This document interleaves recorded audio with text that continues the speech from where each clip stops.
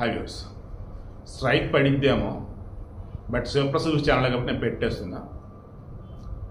వెనకాల అటాచ్ చేసిన వీడియో ఉంది కదా, అది యాక్చువల్గా ఏంటంటే మనకి జనరల్గా narrow గేజీ, metre గేజీ, standard గేజీ, broad gauge అని ఉంటాయి.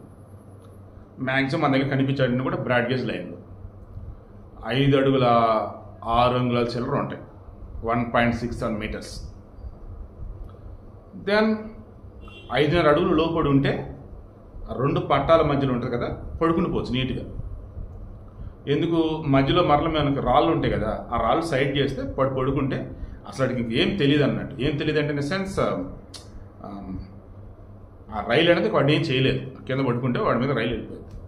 అదే వెనకాల అటాచ్ చేసి రైల్స్ పిచ్చిలో పడి పిల్ల ముండా కొడుకులు, పిల్ల బచ్చాగాళ్ళు, నిబ్బాగాళ్ళు అట్లాంటివి చేస్తున్నారు.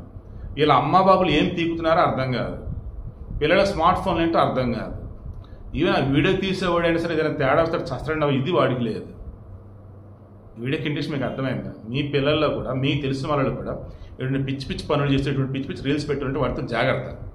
వాళ్ళతో జాగ్రత్త, అట్ ది సేమ్ వాళ్ళకి జాగ్రత్త చెప్పి బతికించండి, బాగు చేయండి.